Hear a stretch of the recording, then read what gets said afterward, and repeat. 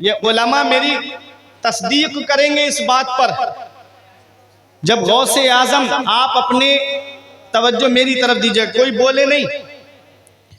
गौसे आजम जब पैदाइशी वली हैं, गौसे आजम जब मादरजाद वली हैं, तो फिर उनको मदरसा जाने की क्या जरूरत थी? उनको पढ़ने की क्या जरूरत थी? गरीब नवाज जब पैदाइशी वली हैं तो क्यों गए समरकंद बुखारा इल्म हासिल करने के लिए?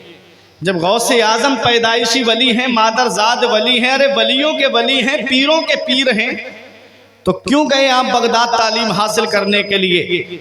ये तमाचा है उन जाहिल पीरों के लिए कि जो ये कहते हैं मौलवियों का रास्ता और है और पीरों का रास्ता और है। बहुत अच्छी बात। जो पीरों के पीर हैं वो पहले आलिम बने हैं, फिर विलायत का ऐलान किया। पहले नहीं बताया कि मैं वलियों का सरदार हूं, पहले मदरसा गए, पढ़े, और कितना पढ़े? सिर्फ इल्म बताऊंगा गौसे आजम का, कितना पढ़े। आज ये तो हम सोचते हैं ना। थोड़ी सी तवज्जो आप मेरी तरफ दें, शैतान किसी भी अंदाज में आ सकता है आपको तवज्जो आपकी हटाने के लिए, ठीक है? बहुत ज़रूरी पैगाम मैं बता करके अपनी जगह बैठ जाऊंगा। मुझे जो वक्त दिया गया है उस वक्त पे मुझे अपनी तकरीर ख़त्म करनी है, इसलिए मैं बहुत मुख्तसर अंदाज में बोलता हुआ चल रहा हूँ। गौसे आजम पैदाइशी वली हैं, मादरजाद वली हैं आप, फिर भी मदरसा पढ़ने गए और कितने बड़े आलिम बने, कितने बड़े मुफ्ती बने। अल्लाह अकबर, अपने वक्त के मुफ्ती आजम थे गौसे आजम। 18 साल तक कस्बा जीलान के कुर्ब जवार में तालीम हासिल की। अम्मी के पास आए, माँ की उम्र 78 साल की है, गौसे आजम की उम्र 18 साल की है। जब माँ 60 साल की थी तब गौसे आजम पैदा हुए थे। मेरा रब है, जब चाहता है तब औलाद से नवाज देता है। इब्राहीम अलैहिस्सलाम की उम्र 99 साल की थी, तब हजरत इस्माईल अलैहिस्सलाम पैदा हुए। आज हमारे यहाँ के हालात ऐसे हैं, शादी के एक दो साल तक अगर कोई खुशखबरी ना मिले तो उस औरत को ताने देना शुरू कर दिए जाते हैं, उसकी जिंदगी को दुश्वार बना दिया जाता है। अल्लाह कुरान में फरमाता है यखलुकु मा यशा, अल्लाह है जो चाहता है वो पैदा फरमाता है। बेशक यहबु लिमन यशाउ इनासों व यहबु लिमन यशाउ ज़ुकूरा, अल्लाह जिसे चाहता है उसे बेटियां अता फरमाता है, अल्लाह जिसे चाहता है उसे बेटे अता फरमाता है।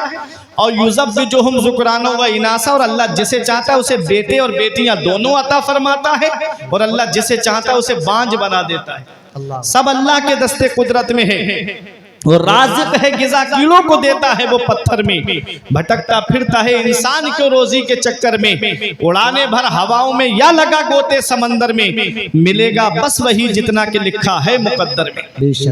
अपनी माँ के पास आए, बोले अम्मी अब इजाजत दे दो, मैं मजीद हुसूल इल्म के लिए बगदाद जाना चाहता हूँ।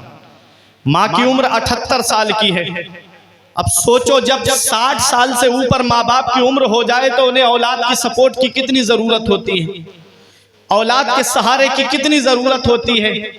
गौसे आजम की वालिदा ने ये नहीं कहा मेरे लाल तू बुढ़ापे में मुझे छोड़ के जा रहा है, जब मुझे तेरी सपोर्ट की जरूरत है, जब मुझे तेरे सहारे की जरूरत है। ये नहीं कहा गौसे आजम की वालिदा ने, बल्कि गौसे आजम की वालिदा ने फरमाया मेरे लाल अगर तू किसी और काम के लिए इजाजत मांगता तो मैं तुझे इजाजत न देती, तूने इजाजत मांगी है तो नाना की शरीयत को हासिल करने की मांगी है, इसलिए मैं तुझे रोक भी नहीं सकती। अल्लाह अकबर, वो माँ है गौसे आजम की। और मेरे आका हुजूर सल्लल्लाहु अलैहि वसल्लम का फरमाने आली शान है कि माँ के 3 एहसान ऐसे हैं कि औलाद पूरी जिंदगी माँ की खिदमत करे तब भी माँ के उन एहसानों का बदला नहीं चुका सकती। पहला एहसान माँ का ये है कि वो 9 महीने अपने शिकम में रखती है। कितनी परेशानियां उठानी पड़ती है एक माँ को, कितनी दिक्कतों से गुजरना पड़ता है एक माँ को। जब माँ औलाद को जन्म देती है तो सोचो माँ को कितनी परेशानियों का सामना करना पड़ता है।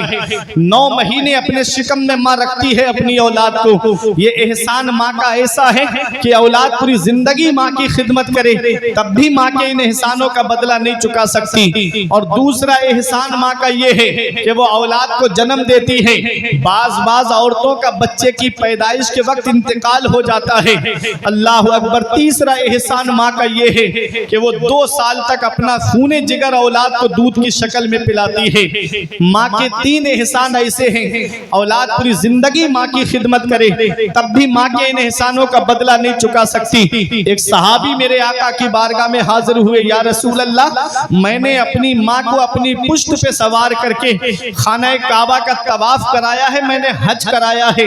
या रसूल अल्लाह, क्या मैंने अपनी माँ के एहसानों का बदला चुका दिया? तो मेरे आका इरशाद फरमाते हैं, तेरी पैदाइश के वक्त जो तेरी माँ को दर्द उठे थे उन दर्दों में से एक दर्द का भी बदला नहीं चुकाया है। अल्लाह अकबर। औलाद पूरी जिंदगी माँ की खिदमत करे, औलाद पूरी जिंदगी अपने बाप की खिदमत करे तब भी माँ बाप के एहसानों का बदला नहीं चुका सकती। अल्लाह अकबर। बाप अल्लाह की कितनी बड़ी नेमत, इसका पता हमें तब चलता है जब ये साए हमारे सर से उठ जाते हैं। आज जिस बूढ़े बाप की खांसी हमको अच्छी नहीं लगती, आज जिस बूढ़ी माँ का बोलना हमको अच्छा नहीं लगता, एक दिन आएगा जिस दिन ये चारपाई घर से उड़ जाएगी, उस दिन तुम चराग लेके भी ढूंढोगे तो माँ बाप जैसा प्यार करने वाली शख्सियतें नहीं मिलेंगी, माँ बाप जैसी मोहब्बत करने वाली जात नहीं मिलेगी। शायर ने पुकार के कहा था कि ऐ जिया, माँ बाप के साए की ना कदरी न कर, धूप काटेगी बहुत जब ये शजर गिर जाएगा। हमारे बुजुर्गों ने फरमाया है कि बाप आंगन में लगे हुए पेड़ की तरह है। जब शिद्दत की गर्मी पड़ती है, जब शिद्दत की धूप पड़ती है, जब गरम गरम लू के थपेड़े होठों को खुश्क कर देते हैं, ऐसे वक्त में आदमी पेड़ के नीचे बैठ जाए उसे आराम मिल जाता है, पेड़ के नीचे बैठ जाए उसे सुकून मिल जाता है। हमारे बुजुर्गों ने कहा बाप आंगन में लगे हुए पेड़ की तरह है जो खुद तो धूप में जलता रहता है लेकिन अपनी औलाद को साया पहुंचाता है, अपनी औलाद को छांव पहुंचाता है। अल्लाह अकबर। जिस दिन ये पेड़ आंगन से गिर गया उस दिन साए के लिए तलाश करोगे लेकिन तुमको साया नहीं मिलेगा।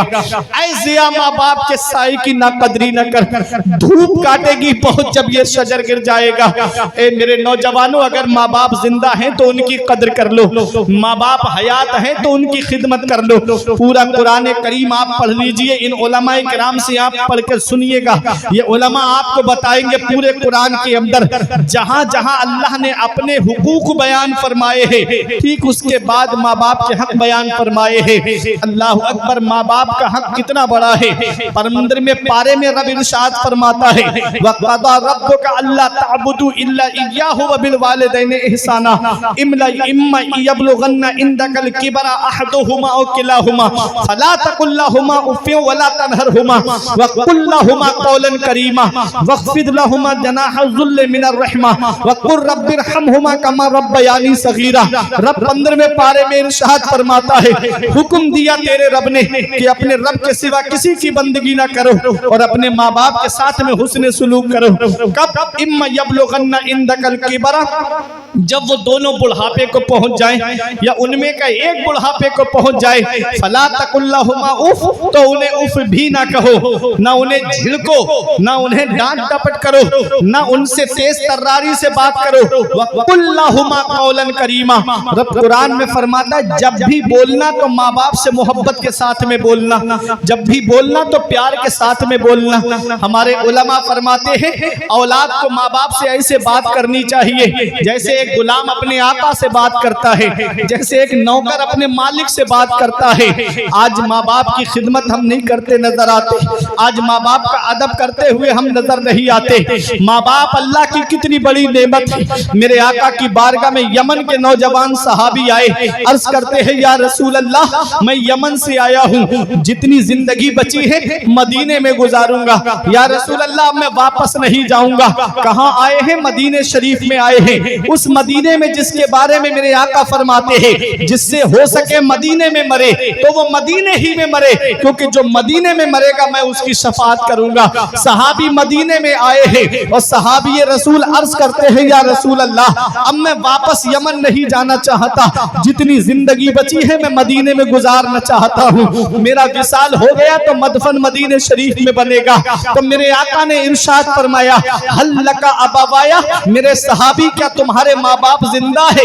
मेरे सहाबी क्या तुम्हारे माँ बाप हयात है? अर्ज किया, हाँ या रसूल अल्लाह, माँ बाप तो जिंदा है। नबी ने इरशाद फरमाया, क्या इजाजत लेकर आए हो? क्या उनसे पूछ कर आए हो? अर्ज करते हैं, हाँ या रसूल अल्लाह, इजाजत लेकर आया हूँ। मेरे आका इरशाद फरमाते हैं, उनको तुमने ये बताया कि अब उनका बेटा वापस नहीं आएगा? अर्ज करते हैं, हाँ या रसूल अल्लाह, मैंने ये भी उनको बताया है कि अब उनका बेटा वापस नहीं आएगा। मेरे आका इरशाद फरमाते हैं, ऐ मेरे सहाबी ये बताओ, जब तुमने अपने माँ बाप से इजाजत ली कि अब उनका बेटा वापस नहीं आएगा, तो उनकी हालत कैसी थी? वो हंस रहे थे कि रो रहे थे? सहाबी ने आंखों में आंसू भर के आंखों से आंसुओं को पोंछते हुए कहा, या रसूल अल्लाह, जब मैंने अपने माँ बाप से ये कहा कि अब अपने बेटे का चेहरा आखिरी बार देख लो, अब तुम्हारा बेटा मदीने शरीफ जा रहा है, अब वहीं पर अपनी जिंदगी गुजारेगा, वापस नहीं आएगा। मैंने जब अपने माँ बाप से ये कहा कि अब मैं वापस नहीं आऊंगा, तो या रसूल अल्लाह, मेरे माँ बाप मेरी मोहब्बत में फूट फूट करके रो रहे थे, मेरे माँ बाप आंसू बहा के रो रहे थे। मदीने वाले मुस्तफा को जलाल आ गया, आका उठ के खड़े हो जाते हैं, इरशाद फरमाते हैं, इरजी इलैहिमा फअदहिकुहुमा कमा अबकैतहुमा, ए मेरे सहाबी, वापस चले जाओ, जहां से आए हो वहीं लौट के चले जाओ, और जैसे माँ बाप को रुला के आए हो वैसे उन्हें खुश कर दो। तेरे माँ बाप यमन में खुश हो जाएंगे, तेरा नबी तुझसे मदीने में राजी हो जाएगा। नारे तकबीर, नारे रिसालत, नारे हैदरी, नारे गौसियत, जिंदाबाद जिंदाबाद, माशाअल्लाह। ओ माँ बाप को सता करके नैनीताल के चक्कर लगाने वालों, इधर माँ बाप एक एक पैसे के लिए परेशान है, इधर माँ बाप दवाई के लिए परेशान है, और बेटा है कि होटलों में वेटरों को टिप दे करके आ रहा है, बेटा है कि दोस्तों के साथ में पार्टियां करता हुआ नजर आ रहा है। अल्लाह कुरान शरीफ के दूसरे पारे में इरशाद फरमाता है, सबसे बेहतर खर्चा वो है जो माँ बाप को दिया जाए। जो तुम इधर उधर पार्टियों में पैसे खर्च करके आ रहे हो, याद रखना, सबसे बेहतर खर्चा वो है जो माँ बाप को दिया जाए। अपने घर के अंदर रूठे हुए माँ बाप को मना लो। आज हम दुआ कराते फिर रहे हैं, मैं बरेली शरीफ से आया, हजरत हमारे लिए दुआ कर देना। हुजूर साहिब सज्जादा की आमद हुई, हुजूर हमारे लिए दुआ कर देना। मुफ्ती साहिब किबला काशीपुर से तशरीफ लाए, कहा मुफ्ती साहब हमारे लिए दुआ कर देना। शायर इस्लाम बरेली शरीफ से तशरीफ लाए, शायर साहब हमारे लिए दुआ कर देना। हम दुआ कराते फिर रहे हैं, लेकिन हम दुआ लेते नहीं हैं। अरे घर के अंदर माँ बाप जो बैठे हुए हैं, जिनके बारे में मेरे आका इरशाद फरमाते हैं कि माँ बाप की दुआ औलाद के हक में ऐसे कबूल होती है जैसे नबियों की दुआ उम्मत के हक में कबूल होती है। सुभान अल्लाह, सुभान अल्लाह। इससे माँ बाप की दुआ रद्द नहीं होती, जिस तरह नबियों की दुआएं रद्द नहीं होती, ऐसे ही बूढ़े माँ बाप की दुआएं भी रद्द नहीं होती। इसलिए माँ बाप को राजी कर लो। माँ बाप अल्लाह की बहुत बड़ी नेमत। जिस दिन ये चारपाई घर से उठ गई, उस दिन हम चराग लेके भी ढूंढेंगे तो बाप जैसा प्यार करने वाली शख्सियत नहीं मिलेगी। मौलाना रूम फरमाते हैं, पहली मोहब्बत है माँ बाप की दुनिया में जो बदला मांगती है। अगर तुम अपने माँ बाप के साथ भलाई करोगे तो तुम्हारी औलाद तुम्हारे साथ भलाई करेगी। तुमने अपने माँ बाप के साथ भलाई नहीं की तो बुढ़ापे में ये उम्मीद लगा के मत बैठना कि तुम्हारी औलाद तुम्हारा सहारा बन जाएगी। अच्छाई करोगे तो अच्छाई तुम्हारे लिए, इन अहसनतुम लिअनफुसिकुम, अच्छाई करोगे तो अच्छाई तुम्हारे लिए है। वह इन असातुम फलाह, और अगर बुरा किया तो बुराई भी तुम्हारे लिए। जैसी करनी वैसी भरनी। अपने माँ बाप के साथ भलाई करोगे तो तुम्हारी औलाद तुम्हारे साथ भलाई करेगी। कभी ये लगे नौजवानों मेरे बाप ने मेरे लिए क्या किया है, तो अपने वालिद के पास बैठ के एक बार उनके चेहरे को देखना। उनके माथे की सिलवटें तुम्हें कुछ पैगाम देंगी, उनके चेहरे की झुर्रियां तुम्हें कुछ पैगाम देंगी, उनकी दाढ़ी के सफेद बाल तुम्हें कुछ पैगाम देंगे, उनके कमजोर हाथों की रगें तुम्हें कुछ पैगाम देंगी। एक दिन मैंने पूछा था अपने अब्बा से, अब्बा मेरे हाथ की लकीरें नजर आ रही हैं, तुम्हारे हाथ की लकीरें कहाँ चली गईं? तो एक जवाब दिया था, बेटा तुम्हारी तकदीर बनाते बनाते हमारे हाथ की लकीरें मिट गई। बाप क्या नहीं करता अपनी औलाद के लिए, बाप कौन सी कुर्बानी नहीं देता अपनी औलाद के लिए, बाप कौन सी परेशानी नहीं उठाता अपनी औलाद के लिए। कभी तुम्हें ये लगे कि मेरे बाप ने मेरे लिए क्या किया है, तो कभी चले जाया करो रात में 3 बजे शाहबाद की तरफ, सैफनी की तरफ, बिलारी की तरफ, मुरादाबाद, रामपुर की तरफ देख लिया करो। ये रात में जब 2-3 बजे का वक्त होता है, ये मुफ्ती साहब बताएंगे, उलमा बताएंगे कि कितनी सख्त वाली नींद आती है रात के 2 बजे के बाद में इंसान को। लेकिन उस वक्त में ऑटो रिक्शा चलाने वाला ये एक बाप ही तो है, ये ट्रक चलाने वाला एक बाप ही तो है, ये बसें चलाने वाला एक बाप ही तो है, ये दूसरों के खेतों में मजदूरी करने वाला, पूरे दिन फावड़ा चलाने वाला एक बाप ही तो है, ये सऊदी 3-3 साल के लिए जाने वाला ये एक बाप ही तो है। कभी सोचा है आपने, ये कोई बेंगलोर कमाने के लिए जा रहा है, कोई मुंबई कमाने के लिए जा रहा है, कोई दिल्ली कमाने के लिए जा रहा है, ये एक बाप ही तो है जो सोचता है 4 पैसे जमा हो जाएंगे, मेरी औलाद के खर्चे में काम आएंगे, मेरी औलाद की पढ़ाई में काम आएंगे। याद रखना नौजवानों, ये आलिम बनाने वाला एक बाप है, ये हाफिज बनाने वाला एक बाप है, ये मुफ्ती बनाने वाला एक बाप है, अरे ये मास्टर बनाने वाला एक बाप है, ये डॉक्टर बनाने वाला एक बाप है, ये इंजीनियर बनाने वाला एक बाप है। याद रखना प्यारे मुसलमानों, स्कूल की फीसें भरने वाला एक बाप है, कॉलेज की फीसें भरने वाला एक बाप है, यूनिवर्सिटी की फीसें भरने वाला एक बाप है, मदरसे का खर्चा उठाने वाला दौरान तालिबे इल्मी ये एक बाप ही तो है। बाप कितनी परेशानियां उठाता है अपनी औलाद के लिए, बाप कितनी दिक्कतों का सामना करता है अपनी औलाद के लिए, लेकिन औलाद के ऊपर गम का साया आने नहीं देता, सारी परेशानियां बाप खुद उठा लेता है। आज वही बाप बूढ़ा हो गया, आज वही माँ के जिस्म की हड्डियों ने जवाब दे दिया, हमने उनका बिस्तर घर से बाहर कर दिया, हमारे कमरे में एसी चल रहा है, हमारे कमरे में गर्म हीटर का इंतजाम जाड़ों में, और माँ बाप तीनों में रह के जिंदगी गुजार रहे हैं, माँ बाप झोपड़ी में रह करके जिंदगी गुजार रहे हैं। क्या इसी दिन के लिए माँ बाप ने औलाद को जवान किया था? क्या इसी दिन के लिए माँ बाप ने औलाद को पाला था? हम कौन सा मुंह लेके जाएंगे महबूबे दावर के सामने, कौन सा चेहरा लेकर जाएंगे शाफे महशर के सामने? कयामत में मेरे आका ने हमसे पूछ लिया कि बुढ़ापे में माँ बाप की दौलत मिली थी, क्या करके आए? तो क्या कहोगे? उनका बिस्तर घर से बाहर करके आए। क्या कहोगे? उन्हें टीनों में रहने पे मजबूर करके आए। क्या कहोगे? उन्हें झोपड़ियों में रहने पे मजबूर करके आए। ईद के दिन हमारे बच्चे शॉपिंग मॉल से कपड़े खरीदे और माँ बाप हमारे बच्चों का चेहरा देखे। बकरा ईद के मौके पे हमारे बच्चे सेवई और गोश्त खाएं और माँ बाप हमारे बच्चों का चेहरा देखे। कभी बचपन में चले जाया करो मेरे नौजवानों, जब बचपन में माँ बाप हमारे लिए कोई खाने पीने की चीज आती तो माँ बाप अपने पेट को नहीं खाते बल्कि वो चीज हमारे लिए उठा करके रख देते। कितनी मोहब्बत करता है बाप अपनी औलाद से। आज एक माँ बाप 5-6 औलाद को पाल लेते हैं और 5-6 औलाद से एक माँ बाप नहीं पलते। बुढ़ापे में उनका बंटवारा शुरू हो जाता है। शायर पुकार के कहता है, धूप कैसी भी हो साया नहीं खोने देता, धूप कैसी भी हो साया नहीं खोने देता, राह कैसी भी हो बेबस नहीं होने देता, बेच के अपना लहू चाहे वो रोटी लाए, बाप औलाद को भूखा नहीं सोने देता।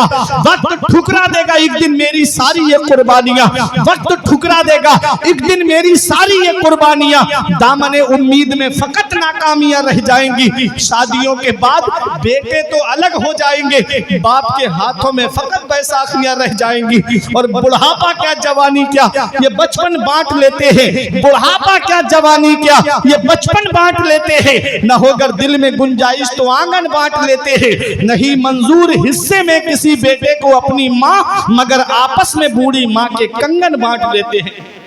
ये हालात है आज हमारी कौम के। बुढ़ापे में माँ बाप की जायदाद का तो बंटवारा करते हैं, माँ के कंगन बच जाएं उनका भी बंटवारा होता है। अल्लाह अकबर। नहीं मंजूर हिस्से में किसी बेटे को अपनी माँ, मगर आपस में बूढ़ी माँ के कंगन बांट लेते हैं। जब तक जिंदा रहते हैं तो कोई रखने के लिए उन्हें तैयार नहीं, और उनका इंतकाल हो जाए तो बेटा सीना तान के कहता है, मैं तो उसी बाप की औलाद हूँ, 1 इंच भी जगह कम नहीं लूंगा, पूरा हिस्सा चाहिए मुझको। अल्लाह अकबर। उस रब की पकड़ से डरो, इन्ना बत्शा रब्बिका लशदीद, तेरे रब की पकड़ बहुत सख्त है। जब अल्लाह पकड़ता है तो कोई छुड़ाने वाला नहीं मिलता। जी इसलिए प्यारे मुसलमानों, माँ बाप जिंदा हैं तो उनकी खिदमत कर लो, माँ बाप हयात हैं तो उनकी कद्र कर लो। और अगर उनका इंतकाल हो गया है, आका फरमाते हैं जुमे के दिन माँ बाप की कब्र की जियारत कर लो, तो ऐसा है जैसे उनकी हयात में तुमने उनकी जियारत की। तो माँ बाप अल्लाह की बहुत बड़ी नेमत। गौसे आजम की वालिदा ने अपने एहसान नहीं गिनाए थे कि बेटा तू मुझे बुढ़ापे में छोड़ के जा रहा है, मैंने 9 महीने अपने शिकम में रखा, मैंने तुझे जन्म दिया बेटा, 2 साल तक अपना खून जिगर मैंने तुझे दूध की शक्ल में पिलाया।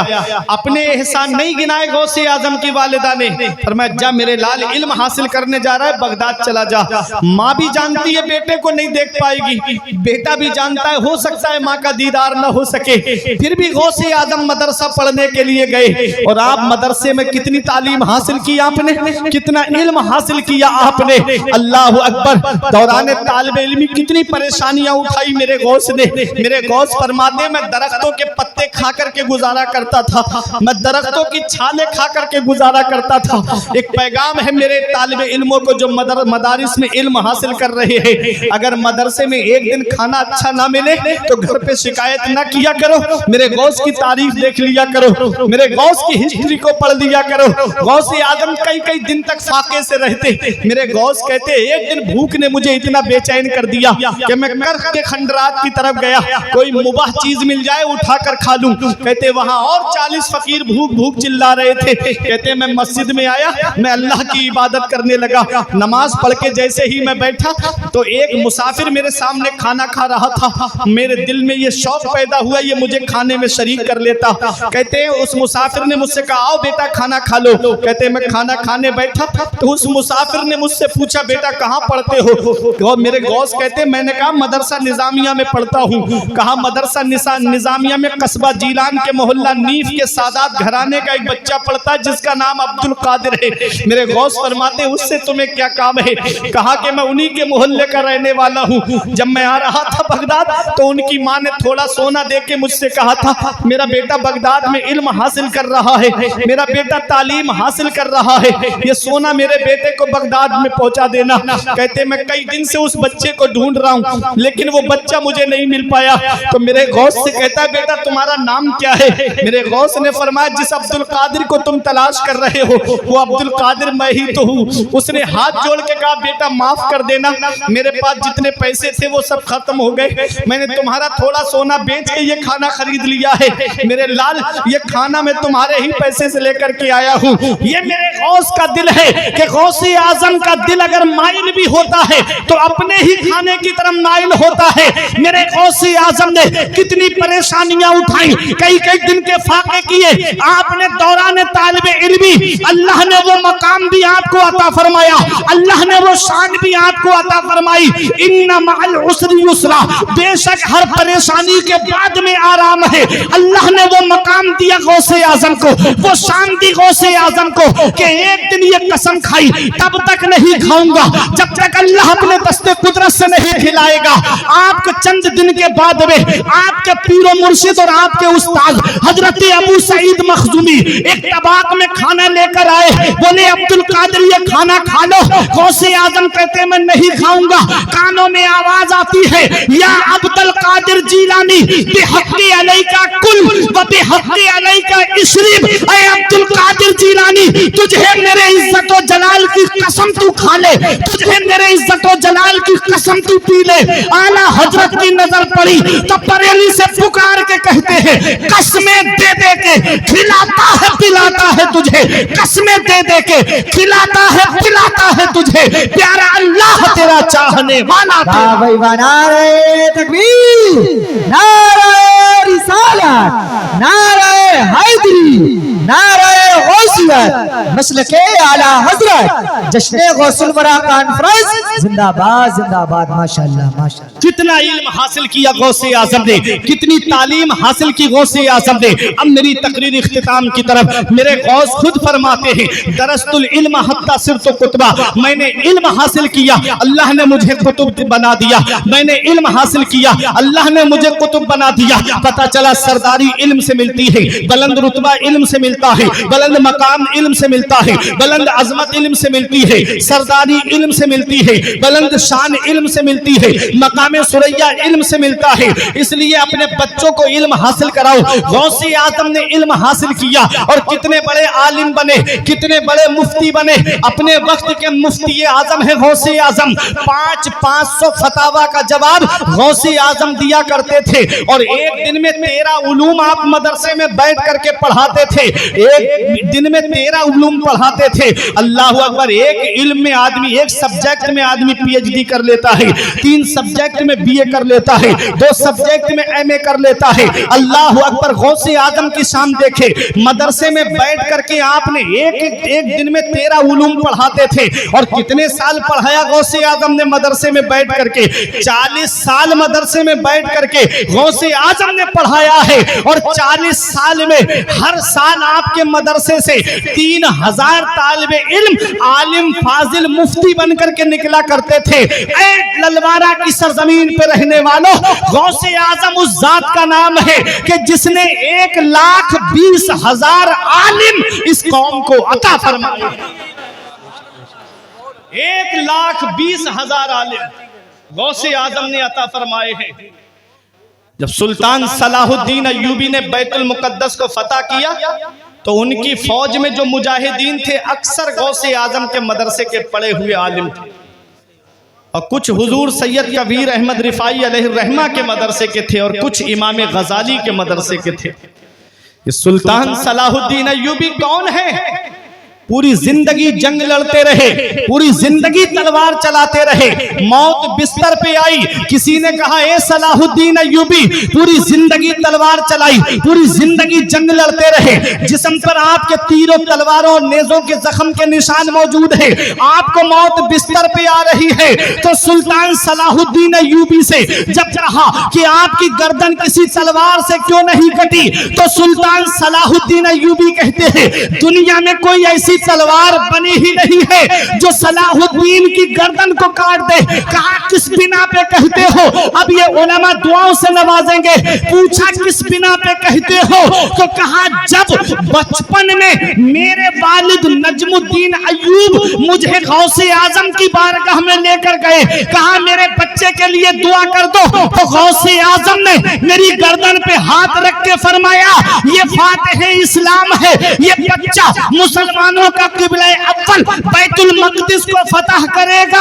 कहा मेरी गर्दन पर किसी और का हाथ रखा हुआ नहीं है बल्कि बगदाद के गौसे आजम का हाथ रखा हुआ है।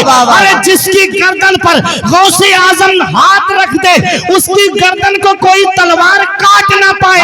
क्या दबे जिसपे हिमायत का हो पंजा तेरा, क्या दबे जिसपे हिमायत का हो पंजा तेरा, शेर को खतरे में लाता नहीं कुत्ता। नारे तकबीर, नारे रिसालत, नारे हैदरी, नारे गौसियत, मसलके आला हज़रत जिंदाबाद जिंदाबाद माशाअल्लाह। ये है गौसे आजम। मेरे गौस फरमाते हैं मुरीदी ला तखफ अल्लाह रब्बी अतानी रिफअतन निलतुल मनाली। ऐ मेरे मुरीद मत डर, ऐ मुझसे मोहब्बत करने वाले खौफ मत खा, अल्लाह मेरा रब है। हमने गौसे आजम की बारगाह में अर्ज किया ऐ मेरे गौसे आजम हम कहाँ ना डरे, हमारे यहाँ का तरीका तो ये है, हमारे यहाँ का उसूल तो ये है। नारे रिसालत, नारे है